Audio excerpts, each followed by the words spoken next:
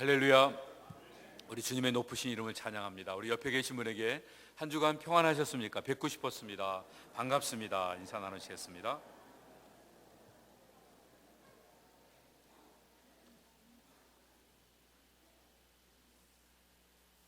얼마 전에 저희 작은 애가 직장을 옮기게 됐습니다. 그래서 그 학교 선생님인데 학교가 옮겨져서 첫 출근을 하고 그리고 집에 와서는 엄마하고 대화를 하는데 옆에서 들으니까 이런 얘기를 하고 있었습니다. 엄마, 이제부터 나는 슬레이브야. 뭐에 그러냐 그랬더니 이제는 교장 선생님이 시키는 대로 그대로 따라서 하고 내가 무슨 생각을 갖고 있든지 전혀 관계없이 교장 선생님 말씀대로 그대로 따라 행해야 된다. 그런 이야기를 하면서 전에 이렇게 내가 원하는 일들을 자유롭게 했던 것들하고 이제 대조되는 이런 상황들을 여러 가지로 이렇게 막 이야기하는 것을 들었습니다.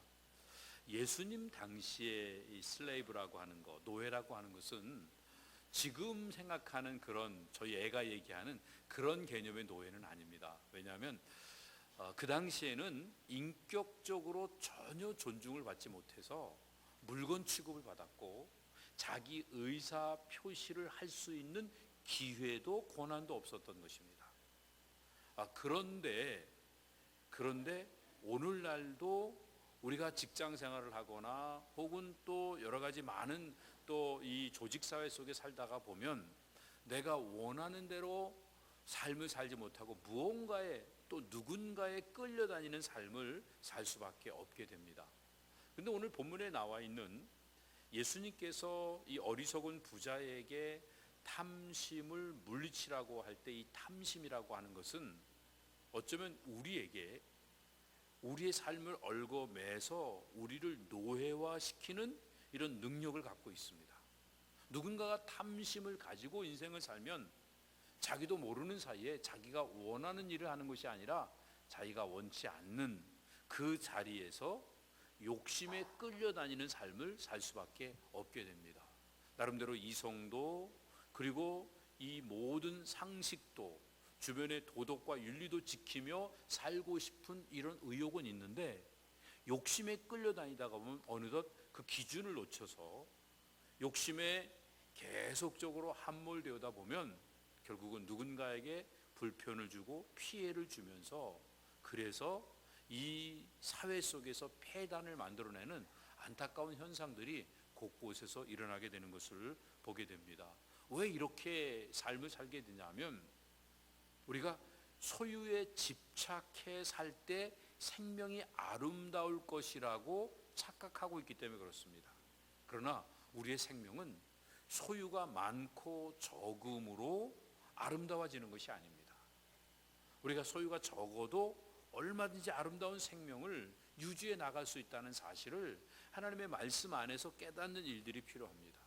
뭐가 더 가치 있는 일이고 뭐가 더 중요한 일인가를 모른다고 하면 무조건 더 많은 것들을 확보하고 준비해야만 마음이 편안한 이런 차원에서 소유에 집착하게 되고 탐욕에 끌려다니는 삶을 살 수밖에 없게 됩니다.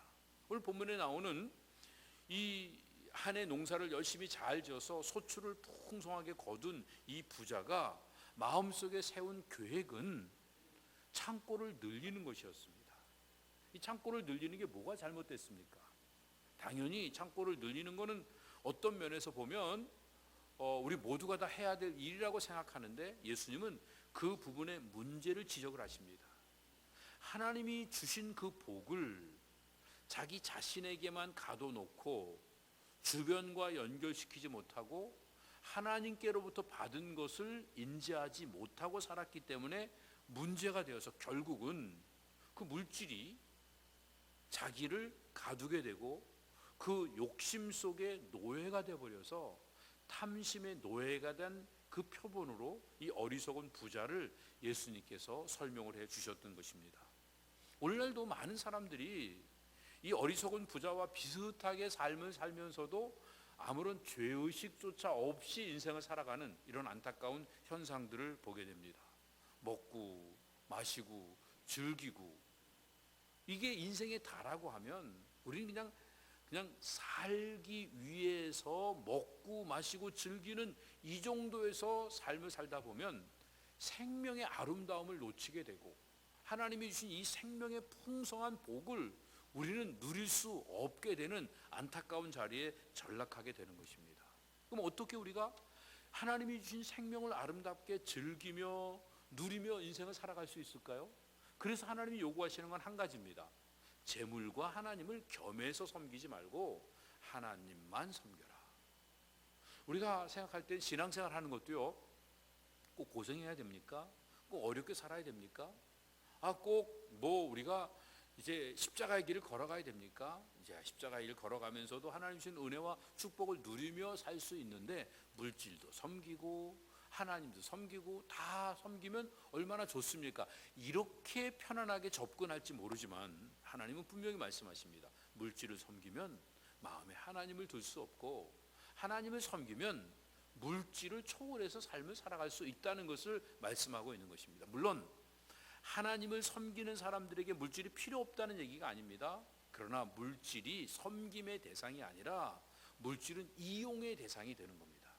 하나님을 섬기면 이 물질을 가지고 어떻게 물질을 다스리면서 하나님의 뜻을 따라 살아갈 수 있을지 물질을 활용할 수 있게 되는데, 하나님을 섬기지 못하고 물질을 섬기면 하나님을 이용해서 물질을 더 많이 모으려고 하는 이 탐심의 노예가 돼서 끌려다니는 안타까운 삶의 자리에서 맴돌 수밖에 없게 되는 것입니다. 오늘 본문에 보면 예수님께서는 이 재산 상속의 문제 때문에 예수님께 찾아온 이 사람에게 한 가지를 요구하십니다. 탐심을 물리쳐라. 그러면서 부수적으로 부차적으로 말씀하시는 것이 무엇이냐면 내가 어떻게 살아야 되는지, 하나님의 부요함을 누리며 사는 비밀이 무엇인지를 말씀하고 있습니다. 근데 오늘 본문의 첫 접근을 보면요, 누가는 그동안에 예수님이 다니면서 이 사람 저 사람에게 많은 능력과 기적을 행하시는 것을 보여주고 좋은 말씀들을 주시니까 사람들이 몰려들기 시작했는데 약 10,000명에서 50,000명 정도나 되는 수없이 많은 사람들이 모여들었습니다. 그래서 사람들이 웅성웅성할 때 사람들은 예수님을 잡아 죽이려고 예수님에게 흠집을 잡으려고 했지만 다른 데 정신이 팔려 있을 때 제자들에게 저런 바리새인들의 누룩을, 즉 외식하는 일들을 주의해야 된다고 경고를 주셨습니다. 그때 어떤 한 사람이 예수님께 와서 자기 개인적인 문제로 상담을 요청합니다. 예수님, 내가 이런 문제가 있습니다. 이것을 도와주십시오. 그러면서 예수님께 와서 첫 번째 하는 말이 선생님 하고 부릅니다. 예수님을 높이고 있는 겁니다.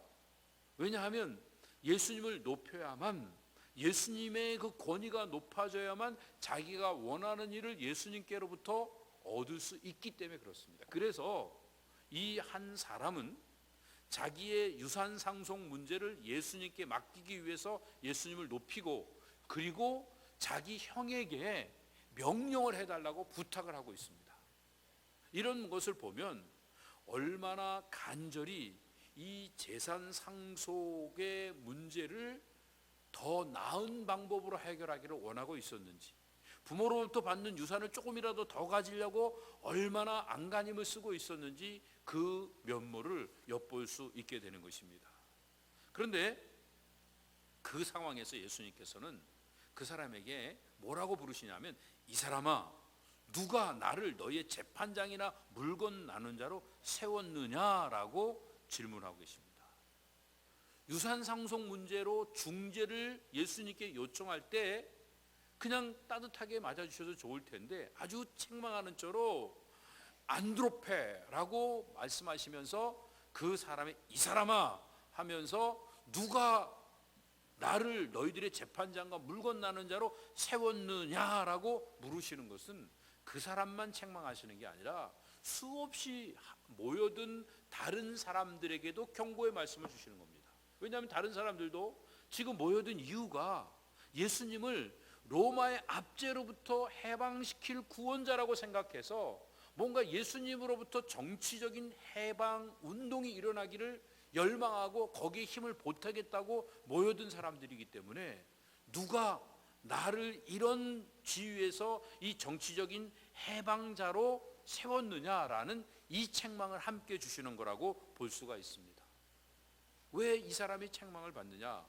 그 이유는요, 어떻게 보면 유산을 분배하는 일들은 이미 율법에 다 나와 있습니다. 신명기와 민수기에 있는 그 내용들을 통해서 가정에서 재산을 나누는데 이 여자들에게까지도 어떻게 나누고, 그리고 여자 형제만 있을 때도 어떻게 하고, 집안에 어려운 일이 있어갖고 사람들이 죽고 또 혼란스러울 때도 어떻게 구체적으로 나눠야 되는지 자세하게 설명을 해 주셨습니다.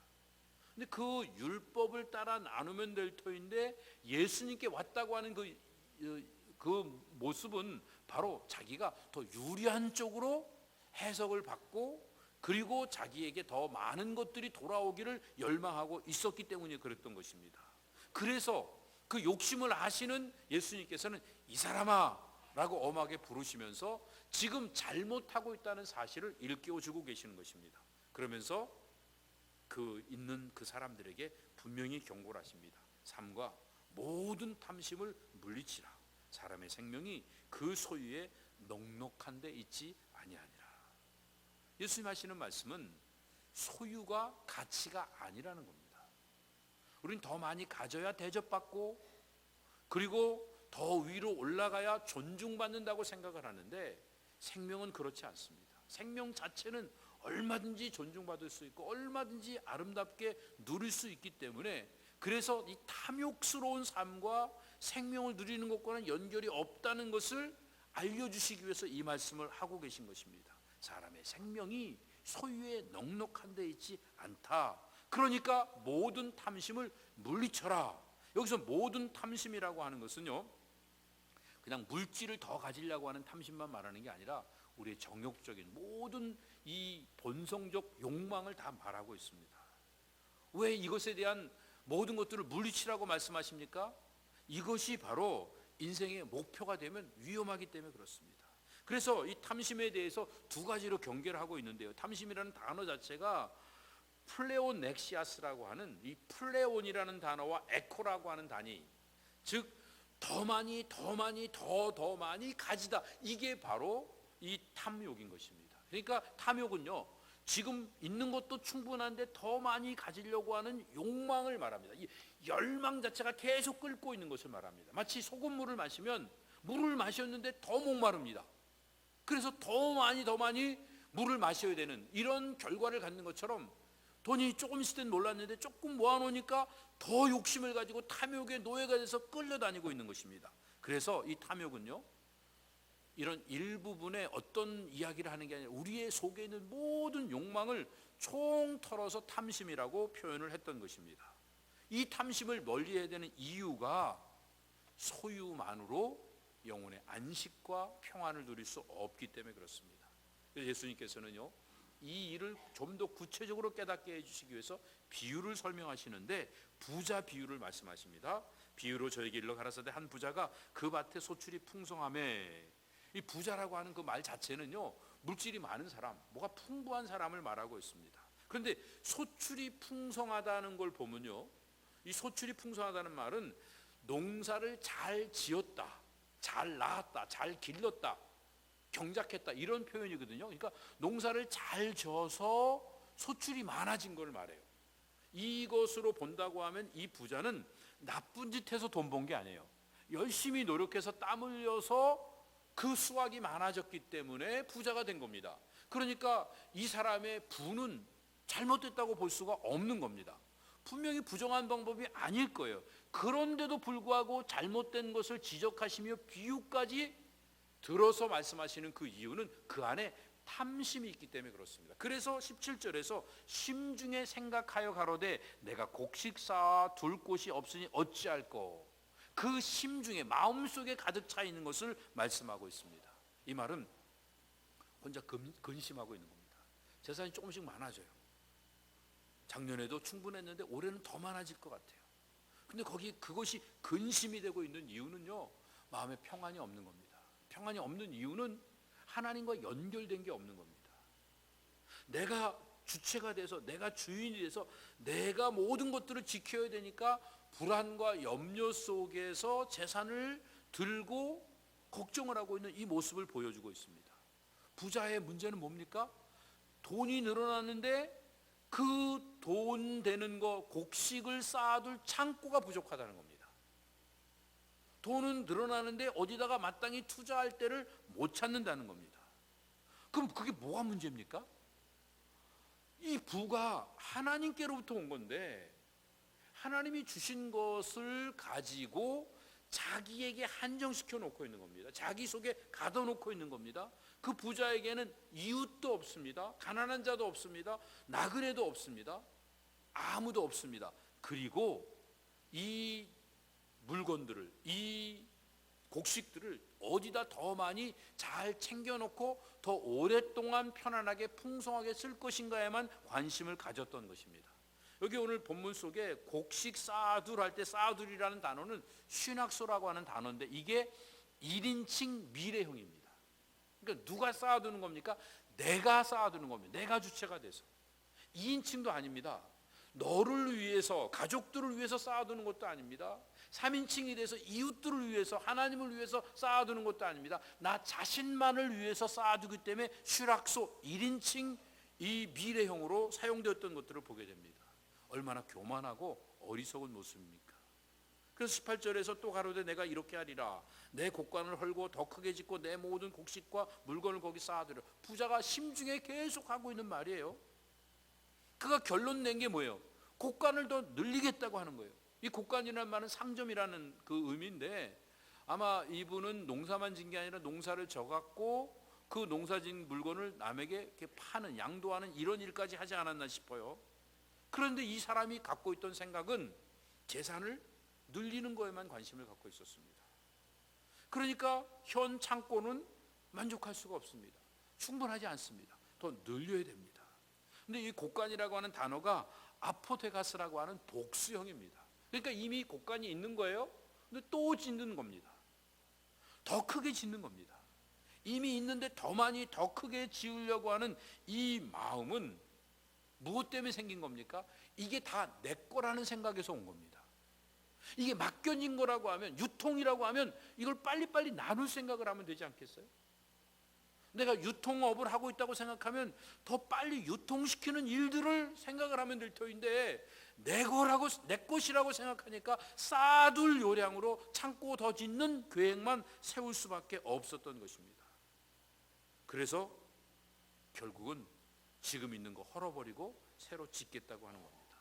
그리고 또 내가 내 영혼에게 이르되 영혼아 여러 해 쓸 물건을 많이 쌓아두었으니 평안히 쉬고 먹고 마시고 즐거워하자 하리라 하되. 창고를 더 늘리겠다고 생각하고 늘려서는 거기다가 풍성히 쌓아놓고 그 다음에 편히 먹고 마시고 쉬자, 평안히 쉬고 먹고 마시고 즐거워하자, 이런 생각을 하고 있는 겁니다. 그러니까 쉬고 즐거워하자는 현재 명령이에요. 지금부터 계속 쭉 쉬고 즐거워하는 거고, 먹고 마시고는 과거 명령형이에요. 그러니까 과거부터 계속 해오던 겁니다. 그런데 미래에 나에게 죽음이 다가올 거라고 하는, 심판이 다가올 거라고 하는 생각은 망각을 해놓고 다른 사람들에게 주변 관심이 없이 자기의 주어진 그 부유함을 만끽하는 것만 우선으로 삼고 있었던 것입니다. 그래서 뭐라고 합니까? 내 영혼에게 이르기를. 이 영혼이라는 단어가 푸시케인데 이것을, 이 표현을 한다고 하면 내가 내 자신에게 이른다고 하는 겁니다. 즉 물질이 영혼도 쉼을 줄 수 있다고 착각을 하면서 살고 있는, 그래서 거기에 안주하려고 하는 이런 모습을 말하고 있습니다. 그때 하나님 뭐라고 하십니까? 이 부자에게 이르시되 어리석은 자여 오늘 밤에 내 영혼을 도로 찾으리니 그러면 예비한 것이 네 것이 되겠느냐 하셨으니, 하나님은 이 부자에게 어리석은 자라고 호칭을 하십니다. 여긴 두 가지가 대조됩니다. 오늘 밤 여러 해. 부자는 여러 해 동안 차근차근하게 돈을 모아왔습니다. 근데 하나님은요, 오늘 밤에 그 부자의 영혼을 데려가시겠다고 말씀하십니다. 차즈린이라고 하는 이 단어, 이 아파이테오라고 하는 이 단어는 3인칭 복수예요. 그러니까 어떤 사람들은 그걸 해석할 때 죽음의 사자들, 죽음의 천사들이 와갖고 사람들이 영혼을 데려간다, 이렇게 얘기할 수 있는데 이 히브리 사람들은요 하나님이라는 단어를 함부로 안 써요. 그렇기 때문에 하나님이라는 단어를 써야 될 때는 3인칭 복수격으로 이렇게 넘어가면서 쓰기 때문에, 그래서 이거는 하나님을 분명히 말하는 거예요. 그러니까 문법적으로 보면 죽음의 사자들이 따로 있고 천사들이 와서 우리 영혼을 데려간다 이렇게 생각할지 모르지만, 생명을 창조하신 분이 하나님이시고 생명을 거둬가시는 분도 하나님이시라는 사실을 여기서 알 수 있습니다. 그런데 이 하나님이 어리석은 자요 물으신 것은요, 이 영혼을 데려가면 너가 지금까지 모아놓은 게 다 누구 거가 되겠느냐, 이게 어디로 가겠느냐, 이렇게 묻고 계신 거예요. 우리가 열심히 일해서 벌어놓은 것들을 결국은 엉뚱한 사람이 쓰고 말죠. 요즘 그런 말 하죠. 열심히 벌어놨더니 남의 식구가 들어와서 다 쓴다고. 며느리하고 사위하고 들어와서 다 쓴다는 얘기. 그래서 막 속상하다 그런 표현들을 이렇게 하시는데요, 제가 이런 예화를 들어도 될지 모르겠는데, 저희 아버님이 옛날에 이렇게 목회하실 때 그 목회하시면서 막 왔다 갔다 하시고 뭐 하여튼 어디 나가시면 점심도 안 드시고 뭐 짜장면 한 그릇으로 하루 종일 그 때우시고, 그러면서 조금씩 모아서 교회 옆에 이렇게 증축하시겠다고 그렇게 막 이렇게 계획을 갖고 계셨는데, 그 옆에 이렇게 좀 늘 계획을 가지면서 조금씩 이렇게 돈을 모으고 계셨던 것을 어떤 집사님 한 분이 이거 이렇게 어디다 투자하면 금방 2배 3배 불려진다고 거기에 넘어가셔갖고 그분한테 이렇게 맡겼는데, 그분이 어디 가시고 안 나타나셨어요. 그래갖고 그거 보면서 제가 하나님의 일은 하나님의 방법을 해야지 사람의 방법으로 해서는 별로 안 좋구나. 그래갖고 제가 이제 같은 목회자로서 은근히 저희 아버님한테 이제 뭐 교훈, 아들이 버릇없게 이제 그렇게 막 이렇게 훈계하듯이 이렇게 말씀을 드리고 그런 적이 있었는데, 나중에 제가 그게 굉장히 죄송하고 그러더라고요. 아버님이 오죽 답답하면 그렇게 하셨을까. 그런 생각을 이해하지 못했던 게 참 죄송한 그런 마음인데, 사실 우리가 인생을 살아가면서 차근차근 이렇게 모아놓는 거, 뭐 이거 누구나 다 할 수 있는 거죠. 그런데 중요한 건 뭐냐 하면, 이게 결국은 이렇게 모아놓는다고 해서 이게 내 것이 되겠느냐 하는 생각을 해보는 거예요. 우리가 어떤 면에서 보면 하나님이 나에게 주신 것은 내가 그걸 사용하라고 주셨는데 사용하지 않고 모아놨는데, 어느 순간에 보면 돌아가실 때 나는 평생 먹고 싶은 거 한 번 못 먹고 입고 싶은 거 한 번 못 입었는데, 근데 어느 순간에 하나님 부르시면 다 놓고 가야 되잖아요. 근데 만약에 있는 동안 친구들하고 식구들하고 정말 내가 해보고 싶은 거, 내가 평상시에 하기를 원했던 거 마음껏 하고서, 그리고 같이 하나님 앞에 즐겁게 기쁘게 살았다고 하면 얼마나 좋았을까. 이런 차원에서 이 도전을 주시는 겁니다. 그러면서 21절에서 뭐라고 말씀하시냐면, 자기를 위하여 재물을 쌓아두고 하나님께 대해 부여치 못한 자가 이와 같으다. 여기서 쌓아둔다는 얘기는요, 과거에도 재물을 모았고 현재도 모으고 있고 미래도 계속 모을 거예요. 근데 이 일이 계속 돈을 모으는 일이 계속되고 있는 그 이유는 무엇이냐면, 그 돈을 모으는 것 자체가 문제가 된다는 의식이 없는 거예요.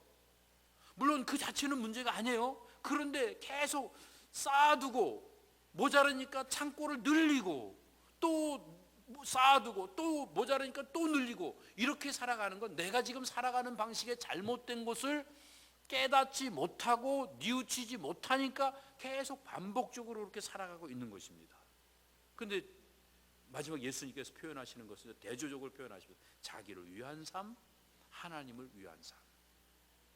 자기를 위하여 쌓아놓는 삶은 아무것도 남는 것이 없는 삶이고, 하나님에 대하여 부요한 삶은 아름답게 남는 삶이다. 하나님에 대해 부요한 게 무엇입니까? 하나님의 뜻을 따라 우리 주변에 어렵고 힘든 이웃들에게 사랑을 나누고 가는 겁니다. 가난한 자, 고아, 과부, 나그네, 병든 자, 어려운 자, 이런 모든 사람들이 우리 주변에 있는 이유가 무엇일까요?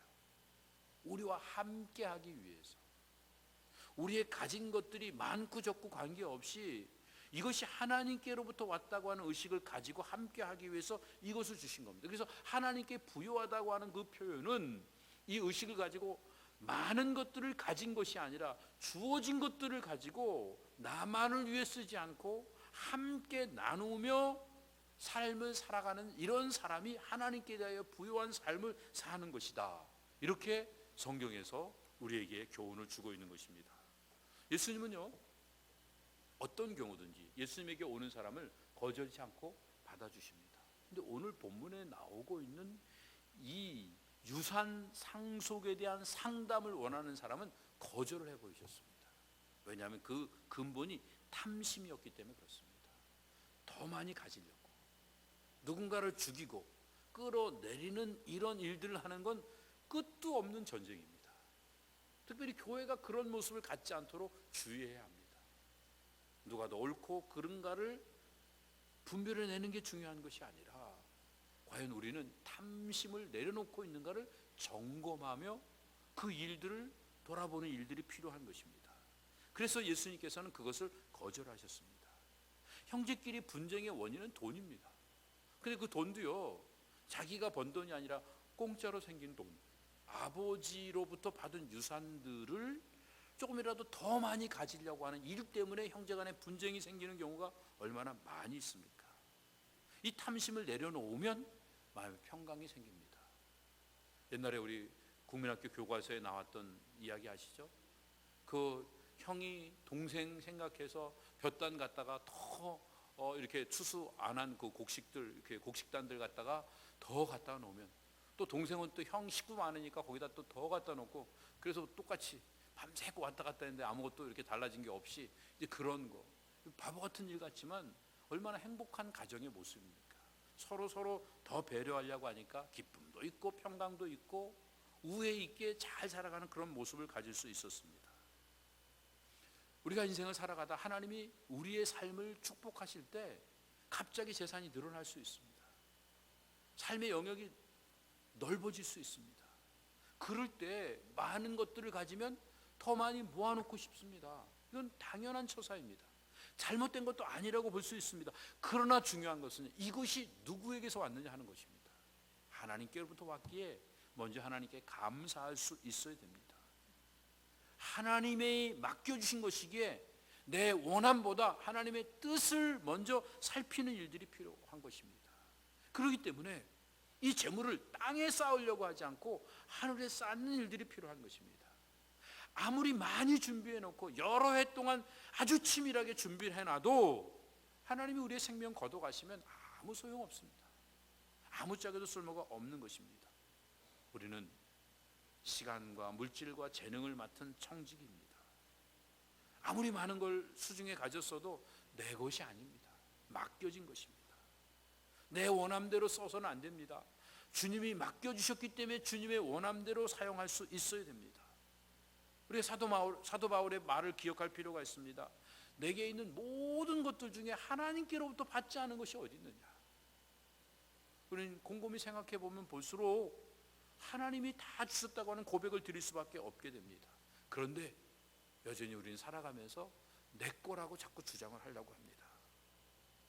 주인의 것, 주인의 뜻대로 사용할 수 있기 위하여 날마다 주인 앞에 겸허하게 낮아지는 일들이 필요합니다. 바리새인들이 실패한 이유가 자기 자신이 무언가를 해서 자기 욕심을 채워가려고 하나님을 이용했던 것이기 때문에 그의 삶은 실패했던 것입니다. 마태복음 7장에 보면 평생 열심히 주의 일을 하고도 결국 바깥 어두운 곳에 쫓겨나고 슬피 울고 주님이 모른다고 하시는 그런 안타까운 일들이 생기는 이유가 무엇입니까? 결국은 주님의 뜻을 따라 행하지 않고 자기 원함대로 일을 했기 때문에 그런 결과가 주어지게 된 것입니다. 그림을 한 장 같이 보도록 하죠. 이 그림은요, 우리가 잘 알고 있는 렘브란트라고 하는 사람이 그린 어리석은 부자에 대한 내용입니다. 어떻게 됐나요? 제가 뭘 잘못 눌렀나요? 위에서 조정해 주실래요? 어리석은 부자 비유를 제 그림으로 그렸는데요. 이 그림을 통해서 우리가 알 수 있는 건 렘브란트는 아주 천재적인 화가입니다. 그러니까 명암으로, 그러니까 이 빛의 밝기 정도와 어두움을 사용해 갖고 이 그림의 주제를 아주 잘 설명해내는 그런 아주 천재적인 화가인 것입니다. 그런데 오늘 지금 우리가 설교를 통해서 어떤 한 부자가 소출이 많아지니까 그 소출을 쌓아놓을 곡간을 지으려고 할 때 하나님께서 그 영혼을 데려가시면 아무 소용이 없다고 하는 그 내용을 살펴봤습니다. 근데 오늘 렘브란트는요, 인생에 많은 것들을 소유하고 그 많은 것들 때문에 고민하고 또 불안해하는 그 모습을 그림 한 장에 아주 잘 설명을 해놓고 있는 이런 모습을 보게 됩니다. 여러분, 이 렘브란트가 그린 이 부자 노인의 손에 들려져 있는 건 아마 금화일지 모릅니다. 뭔지는 확실하게 몰라요. 그런데 그 불빛을 들어서 그것을 아주 자세히 살펴보고 있는 이런 모습을 보게 됩니다. 근데 그 그림을 자세히 보시면 더 자세히 보려고 안경까지 꼈어요. 그죠? 안경까지 꼈는데 안경 끼고 조심스레 보면서 입도 이렇게 또 다물지도 못하고 있는 거 보니까 거기에 아주 심취해서 깊이 골똘하게 이렇게 바라보고 있는 이런 모습을 보게 됩니다. 지금 주변을 보니까 깜깜한 것 같아요. 다른 사람은 다 자고 있는데 잠도 못 자고 그 뭔가를 들여다보고 있는 이런 모습을 봅니다. 근데 그 주변을 또 보면요, 여기에 뭐 하여튼 문서들도 있고 뭐 이게 여기 차용증도 있을 거고요, 또 가방도 있고 하여튼 뭐 여러 가지 영수증도 있을 거고 여러 가지 모든 것들이 차곡차곡 굉장히 많이 있고 요 밑에는 금화, 은하들 이런 것들이 여기에 이렇게 있습니다. 그리고 요 앞에 그 조그만 손 저울도 이렇게 있는 것들을 보게 됩니다.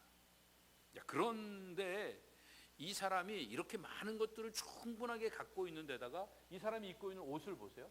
여기 보면 잘 보이지 않지만요, 금실로 장식을 이렇게 옷수를 갖다가 만들어 갖고 장식을 해놨고 요 옷들을 아주 정교하게 이렇게 해놓은 걸 보면 이 옷만 봐도 굉장히 비싼 옷입니다. 자, 이렇게 많은 것들을 소유했죠. 좋은 옷을 입었죠.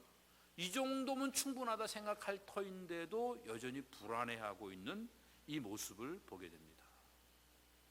그래서 그 불안과 초조 속에서 뭔가를 하고 있는 모습을 어디서 볼 수 있냐면 이 사람이 손에 뭔가를 들고 있는데요, 그걸 조금이라도 더 자세히 보려고 촛대를 들고 이렇게 가까이 비추고 있고 빛이 새나가지 않도록 손을 펴갖고 이렇게 바라보고 있는 그거를 보면 얼마나 지금 이 촛불 꺼질까봐 그걸 좀 조금이라도 놓칠까봐 불안한 심리를 여기서 볼 수 있게 됩니다.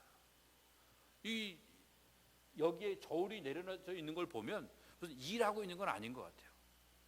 일을 하는 건 아닌데도 불구하고 돈을 가지고 뭔가를 확인하는데 그 방 안에 있는 빛은요, 오직 돈을 살펴보는 데만 사용하고 있습니다. 빛은 하나님의 말씀입니다. 하나님의 사랑입니다. 하나님이신 은혜입니다.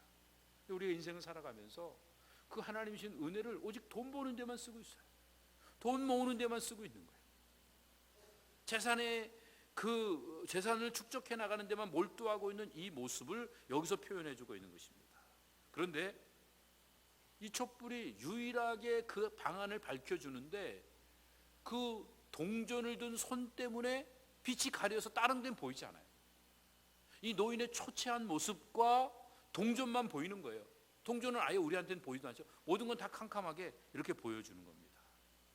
이 그림의 제목을 어리석은 부자의 비유라고 했습니다. 왜요? 그 밑에 저울이 있는데 저울로 스케일을 할 거 아니에요? 잴 거 아니에요? 그 부자 앞에 다가올 심판을 바라보지 못하고 그리고 불안해하면서 조금이라도 더 모으려고 하는 이런 삶으로 살아가고 있는 겁니다. 더 놀라운 게 있습니다. 이 그림을 그렸을 때가요, 렘브란트가 21살 때입니다. 21살의 나이에 이 그림을 그려서 일약 거부가 됐습니다. 그 유명한 사람이 됐습니다. 그리고 20대 중반 넘어가면서부터 부가 쌓이기 시작해갖고요, 큰 저택도 갖고 뭐 온갖 좋은 진귀한 물건들도 모으기 시작해갖고 마음껏 호강하면서 살았다가 60대 조금 넘어서 이제 돌아가셨는데, 그때 마지막 때 가서는 돈 때문에 굉장히 많은 고생을 했습니다. 자, 20대 초반에 이 그림을 그릴 때는요, 성경을 통해서 이 어리석은 부자의 비유의 내용을 충분히 알았어요. 그런가 하면 누군가가 저렇게 어리석은 부자의 모습을 가지고 살아가는 걸 내가 제3자 입장에서 보면서 저건 아니지, 저렇게 살면 안 되지, 저렇게 추하게 살면 안 되지 도전을 받았어요. 그런데 그가 막상 자기에게 물질이 주어지게 됐을 때 그 물질을 가지고 어떻게 살았는가, 그건 또 다른 문제라는 거예요. 제가 오늘 이렇게 멋지게 설교할 수 있어요? 여러분들이 감동을 얻고 결단할 수 있어요. 나도 그렇게 살면 안 되지, 주어진 삶에 어떻게 살아야 될지 도전을 받을 수 있어요. 그러나 여러분 실제 삶 속에서 나에게 물질이 주어졌을 때, 나에게 무엇인가 하나님께로부터 맡겨진 게 있을 때 내가 어떻게 사느냐는 또 다른 문제가 될 수 있는 거예요. 만약에 이 그림을 그린 21살의 마음을 가지고 20대 후반부터 그가 삶을 살았다고 하면 그 렘브란트 주변에 있는 얼마나 많은 사람들이 구원받고 하나님 나라를 누리면서 기뻐하고 행복한 삶을 살 수 있었을까요? 오늘 우리가 하나님이 맡겨주신 재능과 시간과 물질들을 어디다 쏟아 부으며 살고 있는지, 그것을 어떻게 사용하고 있는지 우리 자신을 한번 점검해 보는 시간을 가져야 됩니다. 도전받는 게 중요한 게 아니에요. 실제 right now, 지금 now and here, 지금 이 순간에 여기서 내가 하나님 앞에서 어떤 실제의 헌신을 드리며 살고 있는지, 이 부분에 대한 도전이 우리에게 필요한 것입니다. 내가 하나님을 아버지로 믿고 있습니까? 하나님이 모든 것들을 창조하셨다는 확신이 있습니까? 생명을 주관하시는 분이 하나님이시라고 하는 이 믿음을 가지고 인생을 살고 있다고 하면 하나님께서 맡겨주신 이 많은 것들을 가지고 이 생명을 아름답게 하는 데 사용을 해야 합니다. 생존을 위한 삶을 사는 게 아닙니다. 그래서 하나님에 대하여 부요한 자로 삶을 살기 위해서 우리 주변에 있는 사람들에게 작은 사랑을 나누고 가기 시작하는 겁니다.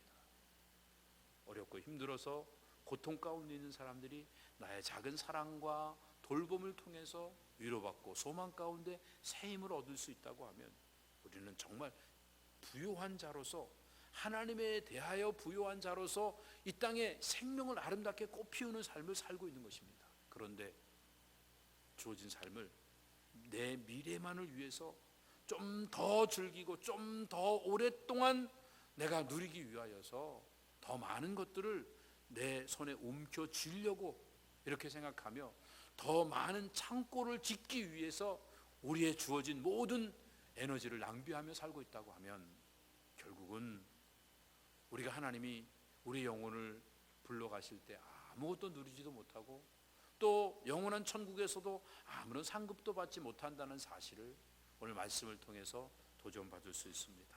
이제는 주님 명령대로 탐심이 우리에게 올 때, 보면 욕심이 나잖아요.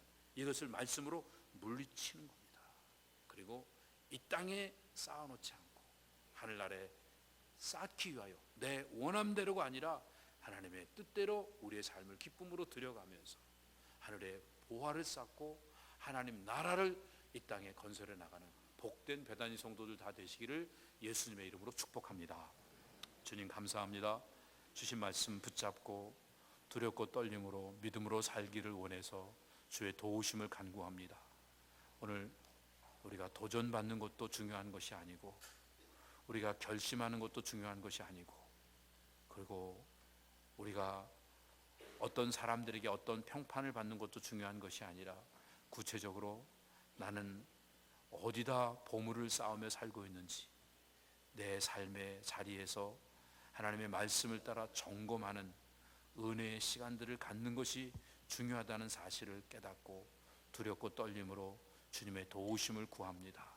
믿음으로 주님이 우리에게 말씀하신 뜻을 따라서 세상에 대하여 부요한 자가 아니라 하나님에 대하여 부요한 자로서 내 자신이 모든 것들의 주인이 되는 것이 아니라 하나님 주인 되심을 선포하고 청지기적 사명을 잘 감당할 수 있는 베다니 모든 성도들 다 되도록 은혜를 베풀어 주시옵소서.